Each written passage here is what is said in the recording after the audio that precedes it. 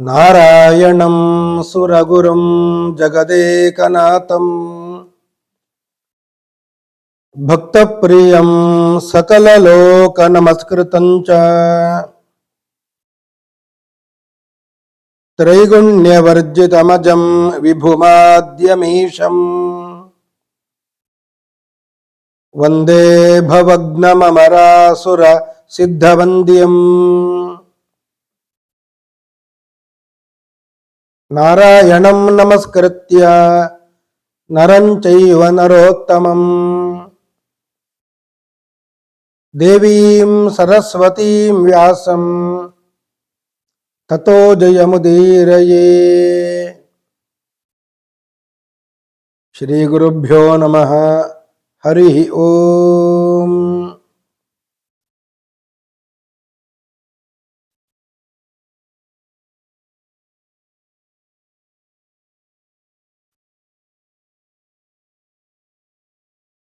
ಕೃಷ್ಣನಲ್ಲಿ ಅರ್ಜುನ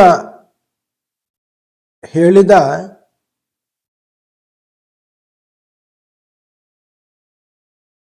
ನನ್ನ ರಥವನ್ನು ಎರಡೂ ಸೇನೆಗಳ ಮಧ್ಯದಲ್ಲಿ ನಿಲ್ಲಿಸು.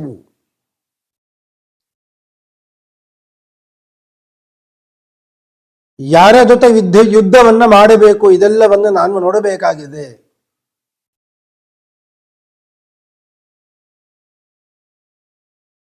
ಕೃಷ್ಣ ಅರ್ಜುನ ಹೇಳಿದ ಹಾಗೆ ಮಾಡಿದ.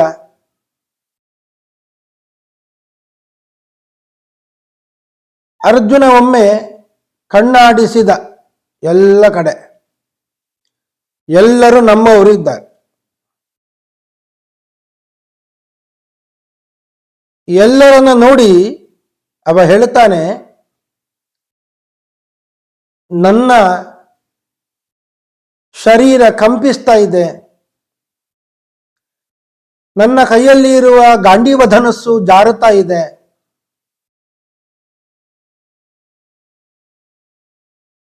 ಇವರನ್ನೆಲ್ಲ ನಾನು ಕೊಲ್ಲುವುದಿಲ್ಲ.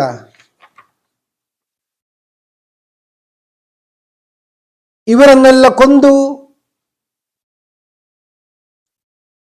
ನಾನು ಯಾವ ಸುಖವನ್ನ ಯಾವ ಭೋಗವನ್ನ ಹೊಂದಲಿ. ಯೇಷಾಂ ಅರ್ಥೇ ಕಾಂಕ್ಷಿತಂನೋ ರಾಜ್ಯಂ ಭೋಗ ಸುಖಾನಿ ಚ ತೇ ಇಮೇವ ಸ್ಥಿತಾಃ ಯುದ್ಧೇ ಪ್ರಾಣಾನ್ ತ್ಯಕ್ತ್ವಾ ಧನಾನಿ ಚ. ಯೇಷಾಂ ಅರ್ಥೇ ಯಾರಿಗೋಸ್ಕರವಾಗಿ ರಾಜ್ಯ ಭೋಗ ಸುಖ ಇದೆಲ್ಲವೂ ಕೂಡ ಕಾಂಕ್ಷಿತಂ ಅಪೇಕ್ಷಿತವಾಗಿದೆಯೋ ಆ ಎಲ್ಲ ಬಂಧುಗಳು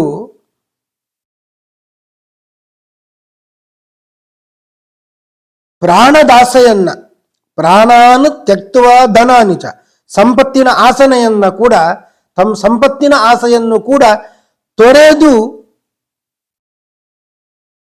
ಅವಸ್ಥಿತ ಯುದ್ಧಕ್ಕಾಗಿ ಬಂದು ನಿಂತಿದ್ದಾರೆ.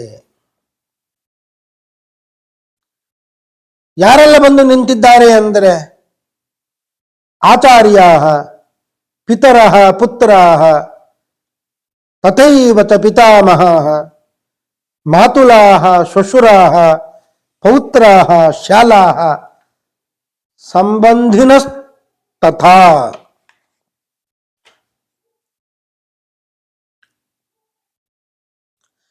ಗುರುಗಳು ಇದ್ದಾರೆ, ಪಿತೃ ಸಮಾನರು ಇದ್ದಾರೆ, ಮಕ್ಕಳು ಇದ್ದಾರೆ, ಅಜ್ಜಂದಿರು ಇದ್ದಾರೆ, ಸೋದರ ಮಾವಂದಿರು, ಹೆಣ್ಣು ಕೊಟ್ಟ ಮಾವಂದಿರು, ಮೊಮ್ಮಕ್ಕಳು, ಭಾವ ಮೈದುನರು,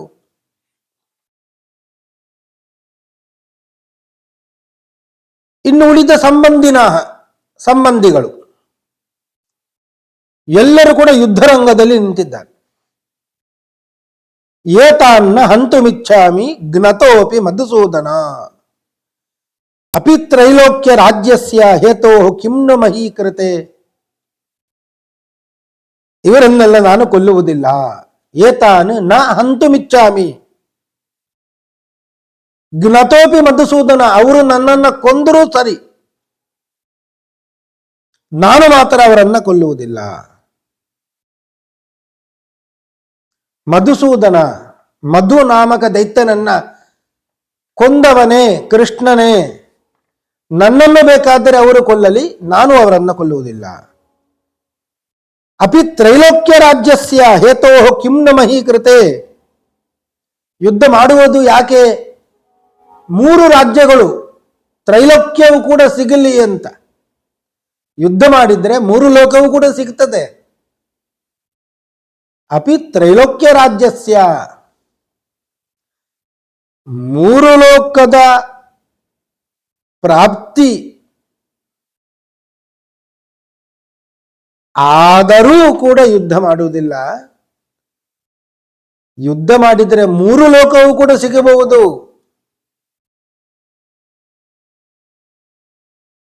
ಮೂರು ಲೋಕವೂ ಕೂಡ ಯುದ್ಧ ಮಾಡಿದರೆ ಸಿಗ್ತದೆ, ಆದರೂ ನಾನು ಯುದ್ಧ ಮಾಡುವುದಿಲ್ಲ. ನನಗೆ 3 ಲೋಕದ ಅಪೇಕ್ಷೆ ಇಲ್ಲ. ಹೇತೋ ಕಿಮ್ನು ಮಹೀಕೃತೆ, 3 ಲೋಕವೂ ಬೇಡ ಅಂದವನಿಗೆ ನನಗೆ ಒಂದು ಕೇವಲ ಭೂಮಿಗಾಗಿ ಇಷ್ಟದ ಯುದ್ಧ ಬೇಕಾ, ಇವರನ್ನೆಲ್ಲ ಕೊಲ್ಲಬೇಕಾ? ಅಪಿ ತ್ರೈಲೋಕ್ಯ ರಾಜ್ಯಸ್ಯ ಹೇತೋ ಕಿಮ್ನು ಮಹೀಕೃತೆ, 3 ಲೋಕವೂ ಬೇಡ ಅಂದವನಿಗೆ ನನಗೆ ಇನ್ನು ಈ ಕೇವಲ ಭೂಮಿಗಾಗಿ ಇವರನ್ನೆಲ್ಲ ಕೊಂದು ಯಾಕೆ ನಾನು ಯುದ್ಧವನ್ನ ಮಾಡಬೇಕು? ನಾನು ಸತ್ತರೂ ಪರವಾಗಿಲ್ಲ, ನಾನು ಯುದ್ಧವನ್ನ ಮಾತ್ರ ಮಾಡಲಾರೆ.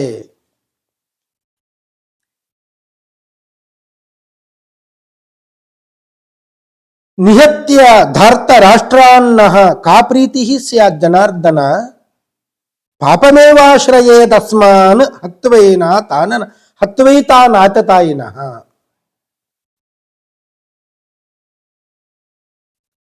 ಜನಾರ್ದನ, ಜನಾರ್ದನ ಅಂದ್ರೆ ಕೃಷ್ಣನಿಗೆ ಹೆಸರು. ಜನ ಅಂದ್ರೆ ಹುಟ್ಟಿಲ್ಲದವ ಅಂತ, ಅರ್ಧನ ಅಂದ್ರೆ ಸಂಸಾರ ನಾಶಕ ಅಂತ ಅರ್ಥ. ಅವನು ಹುಟ್ಟು ಇಲ್ಲದವ, ನಮಗೂ ಕೂಡ ಹುಟ್ಟು ಇಲ್ಲದವಂತೆ ಮಾಡ್ತಾನೆ ಅಂತ, ಸಂಸಾರಕ್ಕೆ ಬೀಳದ ಹಾಗೆ ಮಾಡ್ತಾನೆ, ಮೋಕ್ಷವನ್ನು ಕೊಡ್ತಾನೆ ಅಂತ ಅರ್ಥ. ಅಂತಹ ಹುಟ್ಟಿಲ್ಲದವ ಮತ್ತು ಸಂಸಾರ ನಾಶಕನಾದವ ಜನಾರ್ದನ ಕೃಷ್ಣ.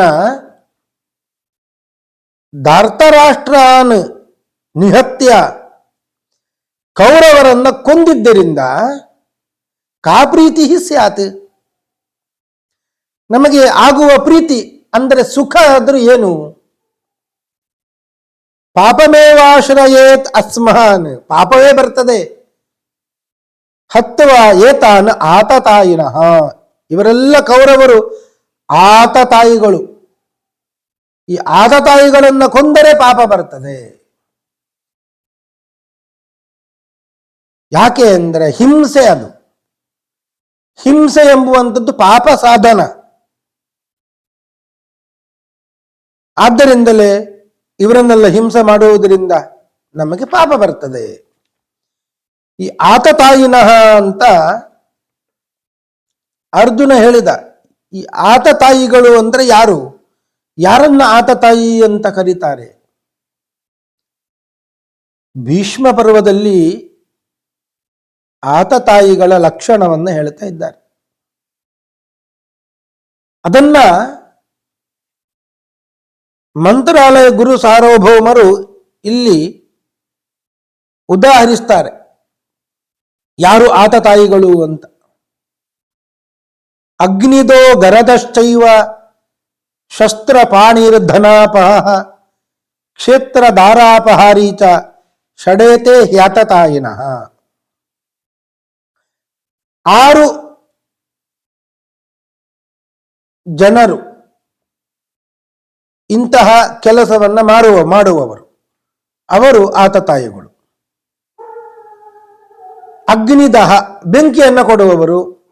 ಗರದಶ್ಚೈವ, ವಿಷವನ್ನು ಇಕ್ಕುವವರು ಅಗ್ನಿಂದೋ ಗರದಶ್ಚೈವ ಶಸ್ತ್ರಪಾಣಿ ಧನಾಪಾಹ, ಶಸ್ತ್ರವನ್ನು ಇಟ್ಟುಕೊಂಡು ಯುದ್ಧಕ್ಕೆ ಬರುವವರು, ಧನವನ್ನು ಅಪಹರಣ ಮಾಡುವವರು, ಕ್ಷೇತ್ರ ದಾರಾಪಹಾರೀಚ, ಭೂಮಿಯನ್ನ ಅಪಹರಣ ಮಾಡುವವರು, ಮತ್ತು ದಾರಾಪಹಾರೀಚ, ಸ್ತ್ರೀಯರನ್ನ ಪರಸ್ತ್ರೀಯರನ್ನ ಅಪಹರಣ ಮಾಡುವವರು. ಇವರು 6 ಮಂದಿ ಆತತಾಯಿಗಳು ಅಂತ. ಈ ದುರ್ಯೋಧನಾದಿಗಳು ಅರ್ಥಾತ್ ಕೌರವರು ಇವೆಲ್ಲವನ್ನ ಮಾಡಿದವರೇ. ವಿಷವನ್ನ ಹಾಕಿದವರು, ಪಾಂಡವರು ಸಣ್ಣವರಿರುವಾಗ ವಿಷವನ್ನು ಉಣಿಸಿದವರು, ಬೆಂಕಿಯನ್ನು ಕೊಟ್ಟವರು ಅರಗಿನ ಮನೆಯಲ್ಲಿ.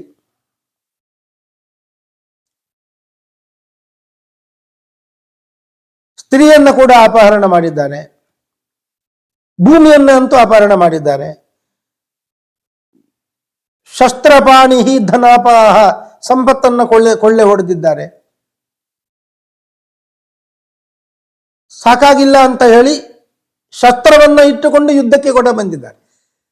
ಎಲ್ಲ ಲಕ್ಷಣಗಳು ಅವರಲ್ಲಿದೆ. ಹೊನ್ನು, ಹೆಣ್ಣು, ಮಣ್ಣು ಇದೆಲ್ಲವನ್ನು ಕೂಡ ಅಪಹರಣ ಮಾಡಿದವರು. ಅಂತಹ ಆತತಾಯಿಗಳನ್ನ ಕೊಂದರೆ ಪಾಪ ಬರ್ತದೆ ಅಂತ ಅರ್ಜುನ ಹೇಳಿದ. ಆದ್ದರಿಂದಲೇ ನಾನು ಕೊಲ್ಲುವುದಿಲ್ಲ. ತಸ್ಮಾ ನಾರ್ಹ ವಯಂ ಹಂತುಂ ಧಾರ್ತರಾಷ್ಟ್ರಾನ್ ಸ್ವಬಾಂಧವಾನ್ ಸ್ವಜನಂ ಹಿ ಕಥಂ ಹತ್ವ ಸುಖಿನಃ ಸ್ಯಾಮ ಮಾಧವ.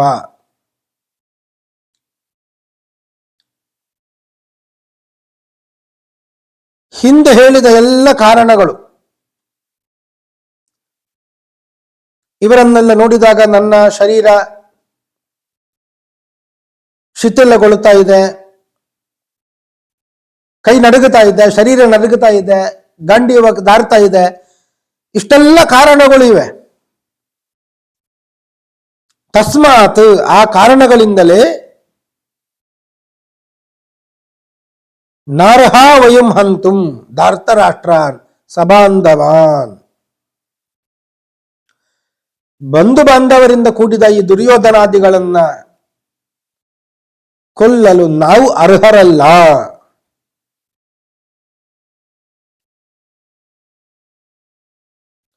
ನಿಜವಾಗಿಯೂ ಕೂಡ ಆತತಾಯಿಗಳನ್ನ ಕೊಲ್ಲಬೇಕು. ಶಾಂತಿ ಪರ್ವದಲ್ಲಿ ಆ ಮಾತು ಬರುತ್ತದೆ. ಅದನ್ನ ರಾಘವೇಂದ್ರ ಗುರು ಸಾರ್ವಭೌಮರು ಉದಾಹರಿಸ್ತಾರೆ. ಆತತಾಯಿನಂ ಆಯಾಂತಂ ಹನ್ಯಾದೇವ ಅವಿಚಾರಯನ್ ನಾತತಾಯಿ ವಧೆ ದೋಷೋ ಹಂತುರ್ಭವತಿ ಕಶ್ಚನ. ಎಂತಹ ಮಾತು! ಬರ್ತಾ ಇರುವಂತಹ ಆತತಾಯಿಗಳನ್ನ ಹನ್ಯಾದೇವ ಕೊಲ್ಲಲೇಬೇಕು, ಅವಿಚಾರಯನ್ ಯಾವ ವಿಚಾರವನ್ನು ಕೂಡ ಮಾಡಬಾರದಂತೆ. ಯಾಕೆ ಅಂದರೆ ನ ಆತತಾಯಿ ವಧೆ ದೋಷ, ಈ ಆತತಾಯಿಗಳನ್ನ ಕೊಂದಿದ್ದರಿಂದ ದೋಷ ಬರುವುದೇ ಇಲ್ಲ.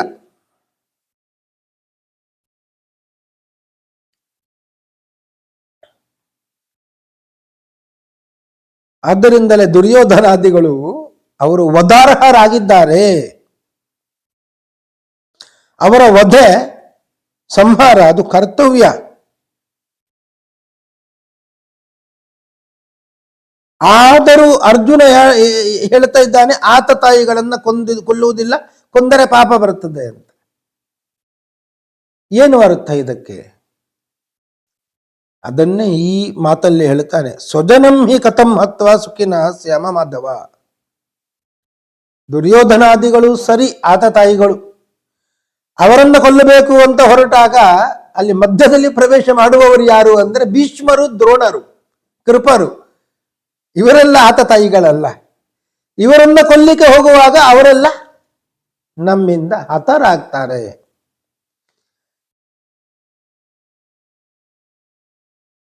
ಧಾರ್ತರಾಷ್ಟ್ರಾನ್ ಸಬಾಂಧವಾನ್, ದುರ್ಯೋಧನಾದಿಗಳನ್ನ ಆತತಾಯಿಗಳಾದ ದುರ್ಯೋಧನಾದಿಗಳೆಲ್ಲ ಕೊಲ್ಲಿಕ್ಕೆ ಹೊರಟಾಗ ಆತತಾಯಿಗಳಲ್ಲದ ಆತತಾಯಿಗಳ ಬಂಧುಗಳಾದಂತಹ ಭೀಷ್ಮ ದ್ರೋಣಾದಿಗಳನ್ನ ಕೊಲ್ಲಬೇಕಾದ್ದರಿಂದಲೇ ನಾವು ಇವರನ್ನೆಲ್ಲ ಕೊಲ್ಲಿಕ್ಕೆ ಅರ್ಹರಲ್ಲ.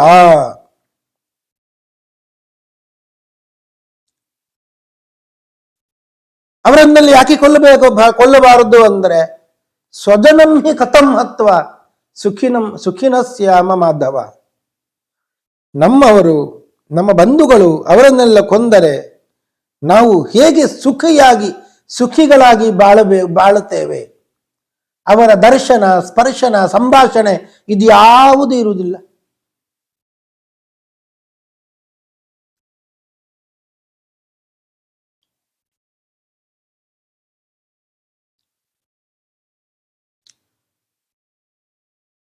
ಯದ್ಯಪ್ಯೇತೇನ ಪಶ್ಯಂತಿ ಲೋಭೋಪಹತ ಚೇತಸಃ ಕುಲಕ್ಷಯ ಕೃತಂ ದೋಷಂ ಮಿತ್ರದ್ರೋಹೇ ಚ ಪಾತಕಂ.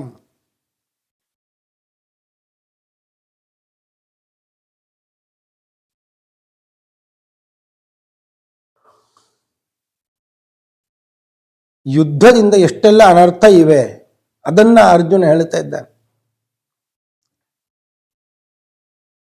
ಕುಲಕ್ಷಯ ಕೃತಂ ದೋಷಂ, ಯುದ್ಧವನ್ನ ಮಾಡಿ ಕುಲನಾಶವಾಗ್ತದೆ. ಮಿತ್ರದ್ರೋಹೇ ಚ ಪಾತಕಂ, ಮಿತ್ರರನ್ನೆಲ್ಲ ಹತ್ಯೆ ಮಾಡಬೇಕಾಗ್ತದೆ. ಕುಲವನ್ನ ನಾಶ ಮಾಡಿದ ದೋಷ, ಮಿತ್ರ ದ್ರೋಹ ಮಾಡಿದಂತಹ ಪಾತಕ.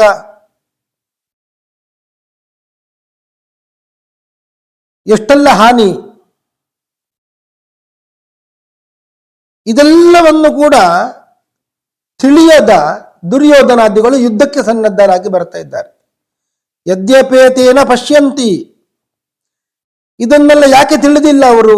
ಇಷ್ಟೆಲ್ಲ ದೋಷ ಇದೆ, ನಮ್ಮವರನ್ನ ಕೊಲ್ಲಬೇಕಾಗ್ತದೆ ಅಂತ ಎದುರಾಳಿಗಳಾದ ದುರ್ಯೋಧನಾದಿಗಳು ಯಾಕೆ ತಿಳಿದಿಲ್ಲ ಅಂದ್ರೆ ಲೋಭೋಪಹತ ಚೇತಸಃ.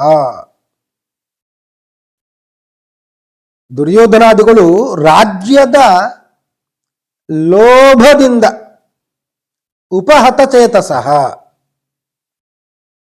ಧರ್ಮ ಬುದ್ಧಿಯನ್ನ ಕಳ್ಕೊಂಡು ಬಿಟ್ಟಿದ್ದಾರೆ. ಆದ್ದರಿಂದಲೇ ಅವರು ಏನು ತಿಳಿತಾ ಇಲ್ಲ. ಕುಲಕ್ಷಯದಿಂದ, ಮಿತ್ರದ್ರೋಹಿನಿಂದ ಆಗುವಂತಹ ಪಾತಕಗಳು, ದೋಷಗಳು. ವಾಸ್ತವಿಕವಾಗಿ ಕೌರವರು ರಾಜ್ಯಲೋಭದ ಆಸೆಯಿಂದ ಧರ್ಮ ಬುದ್ಧಿಯನ್ನು ಕಳಕೊಂಡವರಾಗಿ ತಿಳಿತಾ ಇಲ್ಲ. ಆದರೆ ನಾವು ತಿಳಿಯದೇ ಇರಲಿಕ್ಕೆ ಸಾಧ್ಯವಾ? ಕುಲಕ್ಷಯ ಕೃತಂ ಕಥಂ ನ ಜ್ಞೇಯಮಸ್ಮಾಭಿಃ ಪಾಪಾದಸ್ಮಾ ನಿವರ್ತ್ಯತುಂ ಕುಲಕ್ಷಯ ಕೃತಂ ದೋಷಂ ಪ್ರಪಶ್ಯದ್ಭಿರ್ ಜನಾರ್ದನ. ಜನಾರ್ದನ ಕೃಷ್ಣ, ಕಥಂ ನ ಜ್ಞೇಯಮಸ್ಮಾಭಿಃ ಪಾಪಾದಸ್ಮಾ ನಿವರ್ತ್ಯತುಂ.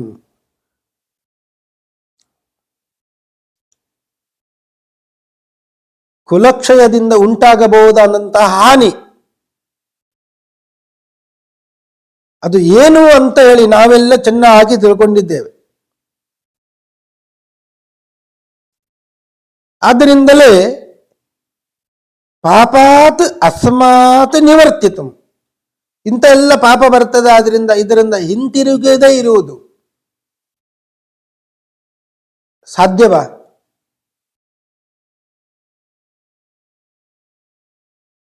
ಈ ರೀತಿಗೆ ಆಲೋಚನೆ ಮಾಡದೇ ಇರಲಿಕ್ಕೆ ಹೇಗೆ ಸಾಧ್ಯ?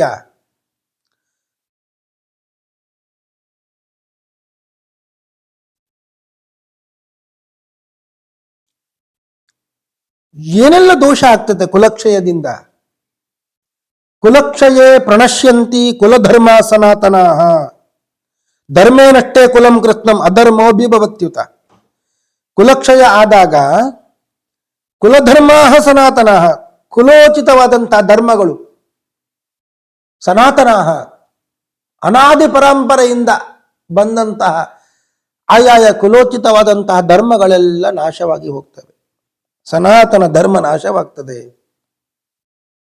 ಕುಲಧರ್ಮ ನಾಶವಾದಾಗ ಧರ್ಮೇನಷ್ಟೇ, ಕುಲಧರ್ಮ ನಾಶವಾದಾಗ ಇನ್ನುಳಿದ ಕುಲಗಳಲ್ಲಿ ಅಧರ್ಮವು ತುಂಬಿಬಿಡುತ್ತದೆ. ಧರ್ಮೇನಷ್ಟೇ ಕುಲಂ ಕೃತ್ನಂ ಅಧರ್ಮೋಭಿಭವತ್ಯುತ. ಉಳಿದ ಕುಲವನ್ನ ಅಧರ್ಮ ತುಂಬಿಬಿಡುತ್ತದೆ, ಆವರಿಸಿ ಬಿಡುತ್ತದೆ. ಅಧರ್ಮಾಭಿಭವಾತ್ ಕೃಷ್ಣ ಪ್ರದುಷ್ಯಂತಿ ಕುಲಸ್ತ್ರೀಯ. ಈ ಅಧರ್ಮ ಉಳಿದ ಕುಲವನ್ನ ಆವರಿಸಿ ಬಿಡುವುದರಿಂದ ವಾರ್ಷ್ಣೇಯ ಪ್ರದುಷ್ಯಂತಿ ಕುಲಸ್ತ್ರೀಯ.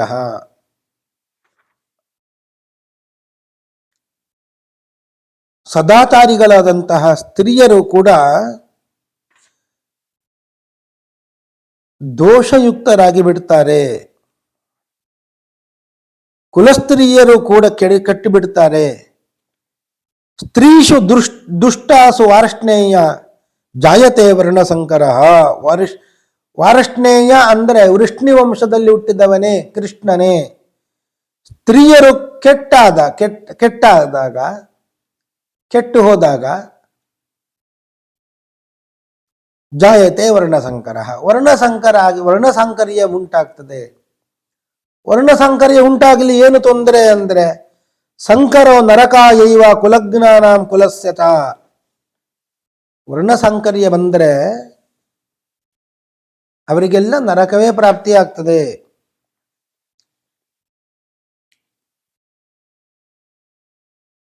ಏಕಕಾಲದಲ್ಲಿ ಯಾರು ಕುಲವನ್ನು ನಾಶ ಮಾಡಿದ್ದಾರೋ ಮತ್ತು ಆ ಕುಲಕ್ಕೂ ಕುಲಜ್ಞಾನಾಂ ಕುಲಸ್ಯಚ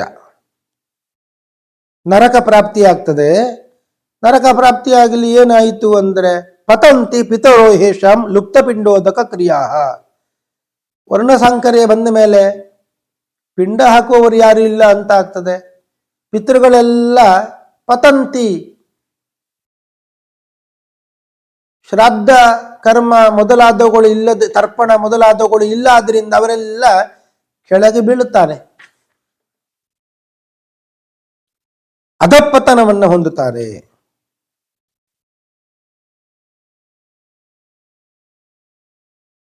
ದೋಷೇ ರೈತೈ ಕುಲಜ್ಞಾನಾಂ ವರ್ಣ ಸಂಕರ ಕಾರಕೈ ಉತ್ಸಾದ್ಯಂತೆ ದಾತಿಧರ್ಮ ಕುಲಧರ್ಮಾಶ್ಚ ಶಾಶ್ವತ. ವರ್ಣ ಸಂಕರಕ್ಕೆ ಕಾರಣವಾದಂತಹ ಈ ಒಂದು ಕುಲನಾಶಕರ ಅಪರಾಧಗಳು ಏನಿವೆ ಅವುಗಳಿಂದ ಶಾಶ್ವತವಾದಂತಹ ದಾತಿ ಧರ್ಮಗಳು ಕುಲಾಚಾರಗಳು ಎಲ್ಲ ಕೆಟ್ಟು ಬಿಡುತ್ತವೆ.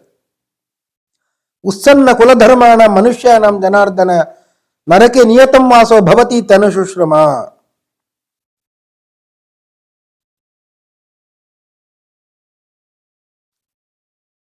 ಕುಲಜಾತಿ ಧರ್ಮಗಳನ್ನೆಲ್ಲ ಕಳಕೊಂಡ ಮನುಷ್ಯರಿಗೆ ನರಕೆ ನಿಯತಂ ವಾಸ, ನರಕದಲ್ಲಿ ವಾಸ ಅದು ತಪ್ಪದೆ ಉಂಟಾಗಿ ಬಿಡುತ್ತದೆ.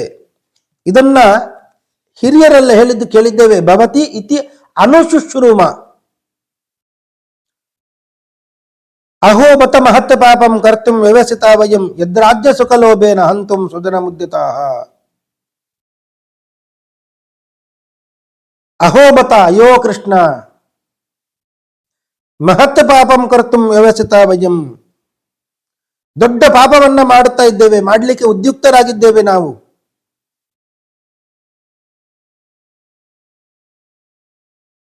ಏನು ಮಹಾಪಾಪ? ಯತ್ ರಾಜ್ಯ ಸುಖಲೋಭೇನ ಹಂತುಂ ಸ್ವಜನ ಮುದ್ಯತಃ. ರಾಜ್ಯದ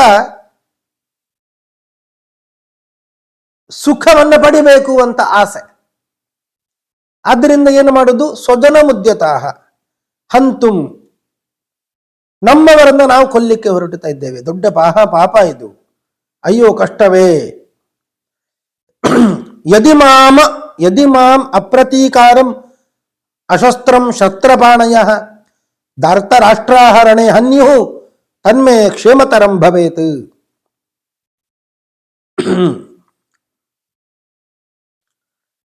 ನನಗೆ ಹೇಗೆ ಕ್ಷೇಮ ಆಗ್ತದೋ ಹಾಗೆ ನಾನು ಮಾಡುತ್ತೇನೆ. ಯಾಕೆ ಅಂದ್ರೆ ಯದಿ ಮಾಂ ಅಪ್ರತೀಕಾರಂ, ನಾನು ಯಾವ ಪ್ರತೀಕಾರವನ್ನು ಕೂಡ ಮಾಡುವುದಿಲ್ಲ. ಎದುರಾಳಿಗಳು ಬರಲಿ, ಶಸ್ತ್ರವನ್ನ ಇಟ್ಟುಕೊಂಡು ಬರಲಿ, ನಾನು ಮಾತ್ರ ಅಶಸ್ತ್ರಂ, ಶಸ್ತ್ರ ಹಿಡಿಯುವುದಿಲ್ಲ.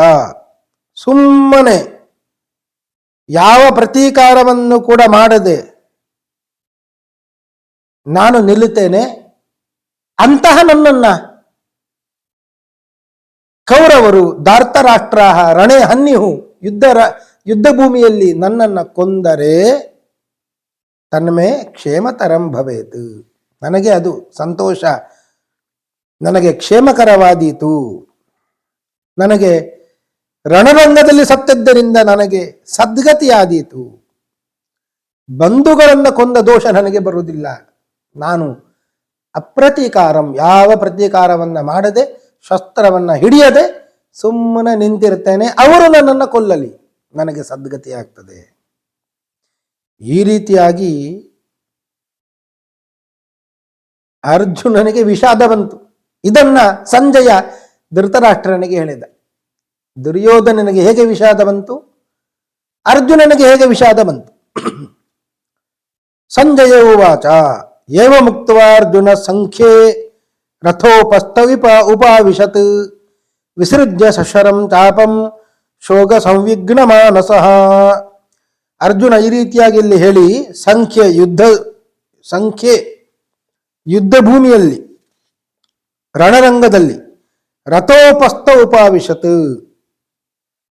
ರಥೋಪಸ್ಥೆ ಅಂದರೆ ರಥ ಮಧ್ಯೆ ಉಪಾವಿಶತ್, ರಥದ ಮಧ್ಯದಲ್ಲಿ ಕುಳಿತುಕೊಂಡ ಅಂತ. ವಿಸೃಜ್ಯ ಸಶರಂ ಚಾಪಂ, ತನ್ನ ಗಾಂಡೀವ ಧನುಸ್ಸು ಬಾಣಗಳನ್ನೆಲ್ಲ ವಿಸೃಜ್ಯ, ಅದನ್ನೆಲ್ಲ ಬಿಟ್ಟ. ಶೋಕ ಸಂವಿಘ್ನ ಮಾನಸಃ, ದುಃಖದಿಂದ ಕೂಡಿ,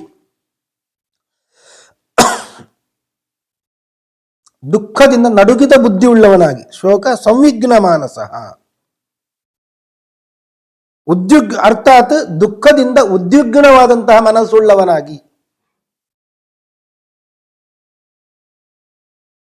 ರಥದ ಮಧ್ಯದಲ್ಲಿ ಕುಳಿತು ಬಿಟ್ಟ. ಅಂದರೆ ಅಸ್ತ್ರಶಸ್ತ್ರಗಳನ್ನೆಲ್ಲ ತ್ಯಾಗ ಮಾಡಿ ಶೋಕ ದುಃಖ ಮನಸ್ಸಿನಿಂದ ಉದ್ವಿಗ್ನನಾಗಿ ಕುಳಿತು ಬಿಟ್ಟ ಎಂಬಲ್ಲಿಗೆ 1ನೇ ಅಧ್ಯಾಯ ಸಮಾಪ್ತಿ ಆಯಿತು. ಓಂ ತತ್ಸದಿತಿ ಶ್ರೀಮದ್ಭಗವದ್ಗೀತಾಸು ಉಪನಿಷತ್ಸು ಬ್ರಹ್ಮವಿದ್ಯಾಯಾಂ ಯೋಗಶಾಸ್ತ್ರೇ ಶ್ರೀ ಕೃಷ್ಣಾರ್ಜುನ ಸಂವಾದೆ ಅರ್ಜುನ ವಿಷಾದ ಯೋಗೋ ನಾಮ ಪ್ರಥಮಃ ಅಧ್ಯಾಯಃ. ಶ್ರೀಕೃಷ್ಣಾರ್ಪಣಮಸ್ತು.